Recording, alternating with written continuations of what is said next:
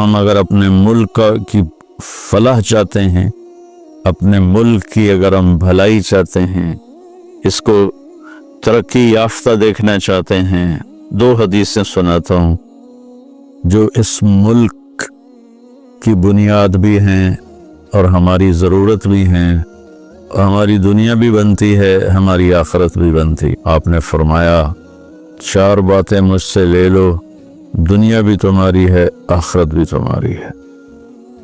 حفظ امانت، صدق حدیث، حسن خلیقت، عفت فی طعمت۔ فرمایا زندگی بھر کسی کو دھوکہ نہ دینا، امانت داری سے کام کرنا، ہمیشہ سچ بولنا، کبھی جھوٹ نہ بولنا، اپنے اخلاق اچھے رکھنا، کبھی بد اخلاق نہ ہونا، رزق حلال کمانا، کبھی حرام نہ کمانا۔ لیکن میرے دیس میں اس کے الٹ ہو رہا ہے۔ سارے بازار میں شام کو جو گالی گلوچ ہو رہا ہوتا ہے، چونکہ سارا کاروبار چلا گیا ہے ادھار پر، تو ادھار تو لڑائی ہے۔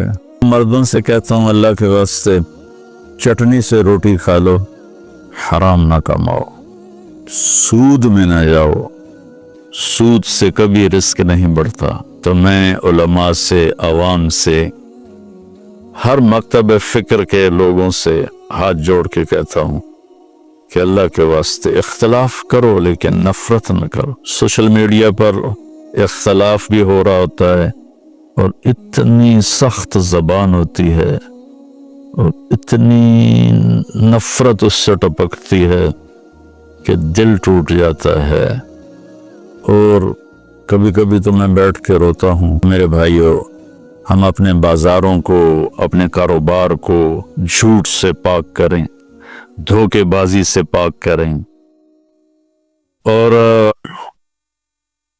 فراڈ سے پاک کریں۔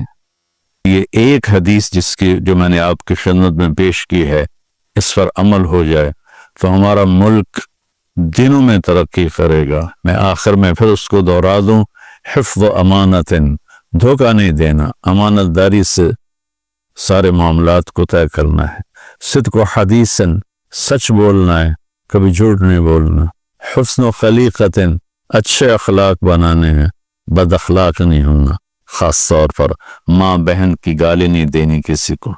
حسن عفت فی طعمت، رزق حلال کمانا ہے، حرام نہیں کمانا، چاہے چٹنی روٹی کھانی پڑے۔ السلام علیکم ورحمۃ اللہ وبرکاتہ۔ انگریزوں کا آنا بالکل ٹھیک تھا کہ وہ اس قابل ہی نہیں تھے، سوائے عورت اور شراب کے ان کو اور کوئی کام ہی نہیں تھا۔ یہ مسلمان راجوں کا حال تھا تو سکھ راجے، ہندو راجے، ان کا کیا حال تھا؟ سب عورت کے پیچھے، شراب کے پیچھے، گانے بجانے کے پیچھے، بالکل نااہل، اتنے بے حس ہو چکے تھے مقامی لوگ۔ اور پھر 1799 میں ٹیپو سلطان شہید کر لیے تو انہوں نے کہا اب ہندوستان ہمارا ہے، سارے ہندوستان پہ قابض ہو گئے، مقامی لوگوں کو اپنی فوج میں شامل کر۔ ٹیپو سلطان پہ جب حملہ کیا تو حیدرآباد کا نظام کمبخت انگریز فوج کے ساتھ مل کے ٹیپو پہ حملہ آور۔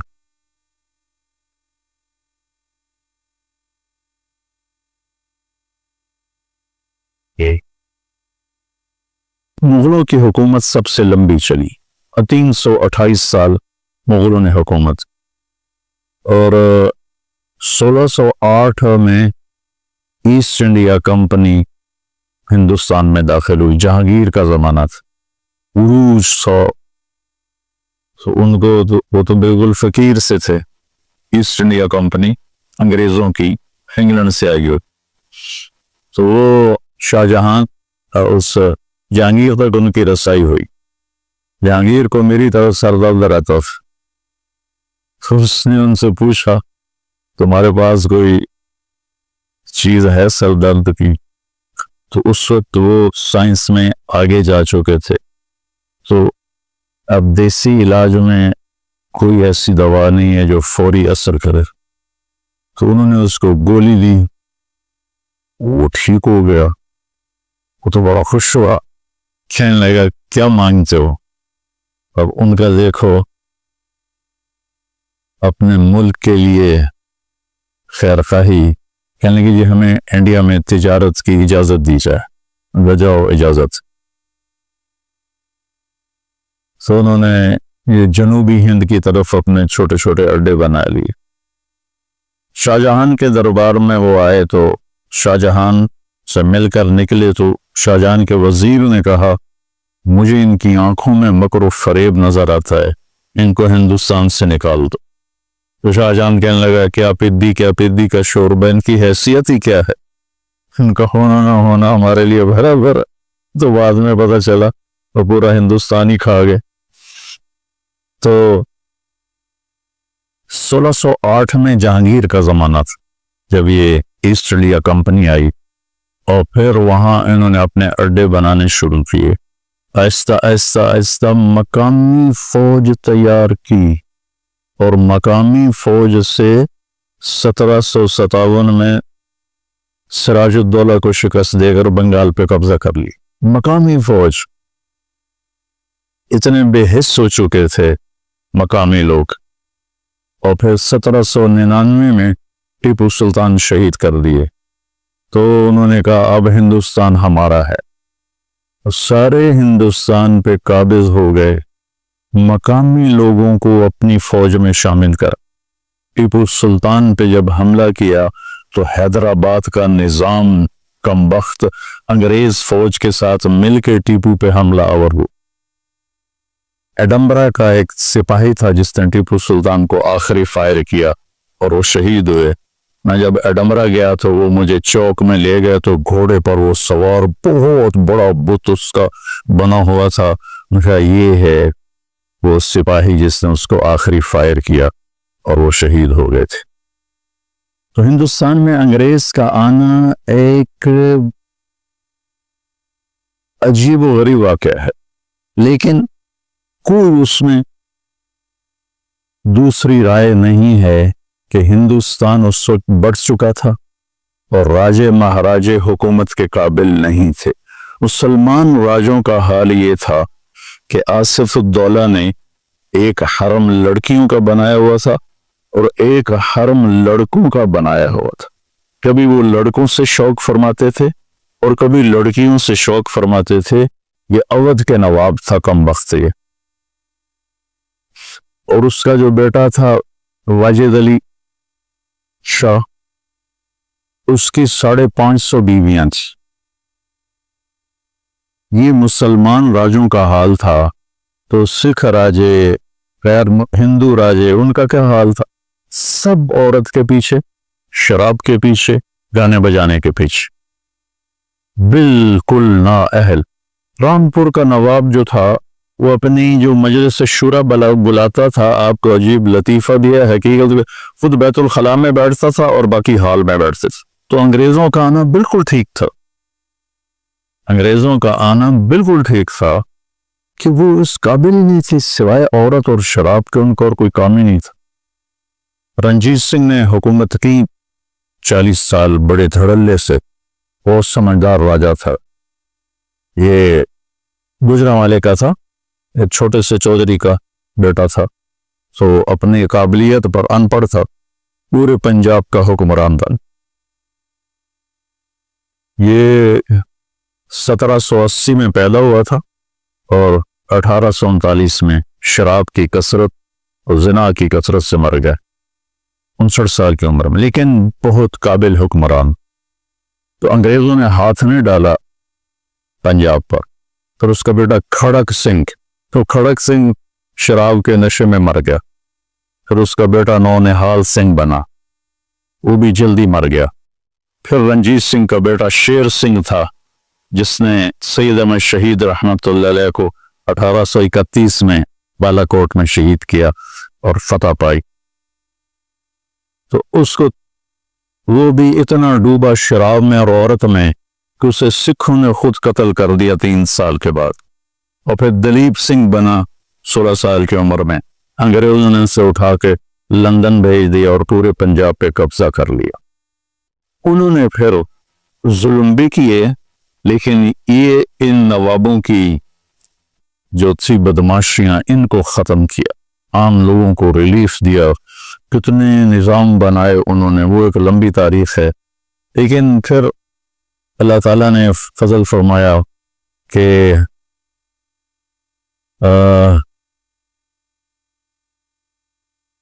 1906 میں مسلم لیگ کی بنیاد رکھی گئی۔ 30 دسمبر 1906 نواب سلیم اللہ صاحب ڈھاکہ، یہ نواب خاندان تھا، یہ بنگالی نہیں تھے، یہ کشمیری تھے۔ ان کے بڑے تجارت کے لیے گئے اور بہت کما لیا۔ 1857 کی جنگ میں انگریزوں کا ساتھ دیا تو اس طرح انہوں نے جاگیریں دے دی، نواب بنا دیا۔ اس کے آخری نواب تھے سلیم اللہ خان صاحب، جو 43 سال کی عمر میں فوت ہو گئے۔ انہوں نے اپنے محل میں 1906 میں 30 دسمبر مسلم لیگ کی بنیاد رکھی۔ پاکستان کا پہلا پتھر وہاں رکھا گیا۔ مسلم لیگ کی بنیاد رکھتے ہوئے کسی کے خواب و خیال میں نہیں تھا کہ آگے چل کے یہ پاکستان کے وجود کا ذریعہ بنیں گے۔ صرف یہ جد و جہد تھی کہ مسلمانوں کو اکٹھا کیا جائے اور انگریزوں کے خلاف کوئی محاذ بنایا جائے۔ تو چلتے نواب سلیم اللہ جوانی میں فوت ہو گئے، نوابی ٹائٹل ختم ہو گیا۔ اس کے بعد کون اس کے بنے جو مجھے نہ یاد ہے، نہ مجھے پڑھا ہوا یاد ہے، لیکن علامہ اقبال رحمۃ اللہ علیہ نے ریاست پاکستان کا تصور پیش کیا کہ ایک ریاست ہونی چاہیے مسلمانوں کے لیے الگ۔ 1930 میں الہ آباد میں ایک جلسہ تھا، اس میں اقبال رحمۃ اللہ علیہ نے بطور پیغام جو انہوں نے اپنی شاعری میں پیغام دیا، وہ 14 صدی میں کوئی شاعر ایسا نہیں کہتا۔ 14 صدی میں کوئی ایسا شاعر پیدا نہیں ہوا کہ جس نے پیغام دیا ہو۔ آپ کو عجیب بات سناؤں، 96 میں ہماری جماعت انڈونیشیا گئی، جنرل حبیبی اس وقت وہاں صدر تھا، تو میں تو نہیں گیا لیکن دوسرے ہمارے کچھ بزرگ اس کو ملنے کے لیے گئے، مسیح زمان صاحب رحمۃ اللہ علیہ اور کچھ اور ایسے۔ تو وہ کہنے لگا کہ آپ کو پتہ ہے ہم نے تحریک آزادی کیسے چلائی ہے؟ پہلے آپ بتائیں۔ کہ اقبال کی شاعری اور آپ کے قائد محمد علی جناح رحمۃ اللہ علیہ کی تقریریں، ان کا ہم نے انڈونیشی زبان میں ترجمہ کر کے اپنے نوجوانوں کو ابھارا، اور ہم آزاد ہوئے۔ پرتگال وہاں تھا، لیکن ہم جانتے نہیں اقبال کون ہے۔ تو انہوں نے سب سے پہلے یہ تصور پیش کیا کہ ایک ریاست ہونی چاہیے۔ قائد اعظم محمد علی جناح رحمۃ اللہ علیہ یہ ساہیوال کے تھے، ان کے جو بڑے تھے ساہیوال کے، راجپوت فیملی تھی، گجراتی نہیں تھے یہ۔ کیم چھو مجامہ، یہ گجراتی زبان ہے، کیم چھو مجامہ، کیا حال ہے، بڑا اچھا۔ ان کے بڑے گجرات شفٹ ہوئے تجارت کے لیے، تو پھر وہ گجراتی بولنے لگے۔ جب 2-3 نسلیں وہاں رہیں تو اللہ تعالیٰ نے اس بندے کو چنا، انہوں نے کانگریس میں شمولیت اختیار، کانگریس میں۔ کچھ عرصے کے بعد انہیں پتہ چلا کہ یہ مسلمانوں کے مفاد میں کچھ بھی نہیں ہے، تو الگ ہو گئے۔ مسلم لیگ میں شامل ہوئے تو بری طرح مسلم لیگ پٹ رہی تھی، تو یہ مایوس ہو کے یہ لندن چلے گئے، بہت بڑے وکیل تھے۔ تو علامہ اقبال رحمۃ اللہ علیہ نے انہیں خط لکھا کہ وہ واپس آئیں اور مسلم لیگ کی باغ ڈور سنبھالیں۔ تو وہ پھر ان کے خط پر واپس تشریف لائے اور مسلم لیگ کی باغ ڈور سنبھالی۔ پھر علماء دیوبند 2 حصوں میں تقسیم ہو گیا۔ ایک حصہ کہتا تھا تقسیم نہیں ہونی چاہیے، مولانا شرف علی تھانوی رحمۃ اللہ علیہ، مولانا شبیر احمد عثمانی رحمۃ اللہ علیہ، مولانا ظفر احمد تھانوی رحمۃ اللہ علیہ، مولانا سلیمان تھے ندوہ کے، تو یہ حضرات کہتے تھے تقسیم ہونی چاہیے۔ تو اس سے علماء دیوبند 2 حصوں میں تقسیم ہو۔ دونوں کی نیت، جو چاہتے تھے نہ تقسیم ہو، ان میں بھی کوئی ذاتی مفاد نہیں تھا، وہ سمجھتے تھے کہ اس میں مسلمانوں کا فائدہ زیادہ ہے۔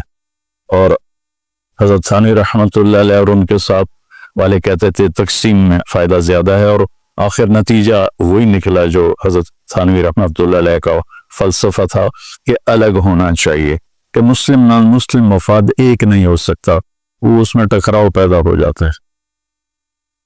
تو مسلم لیگ بہت بری طرح پٹ رہی تھی، تو مولانا شبیر احمد عثمانی، مولانا ظفر احمد تھانوی، انہوں نے دورے کیے پورے سرحد کے اور ہندوستان کے، اور جو جوشیلی تقریریں کر مسلم لیگ کو اتنا کھڑا کیا کہ الیکشن میں کافی سیٹیں لینے میں کامیاب ہو گئی۔ ادھر 1940 میں دوسری جنگ عظیم شروع ہو گئی جو 44-45 تک رہی، اور انگلینڈ بالکل اس کی کمر ٹوٹ گئی اور اس سے اپنے مقبوضہ جات پر قبضہ رکھنا مشکل ہو گیا۔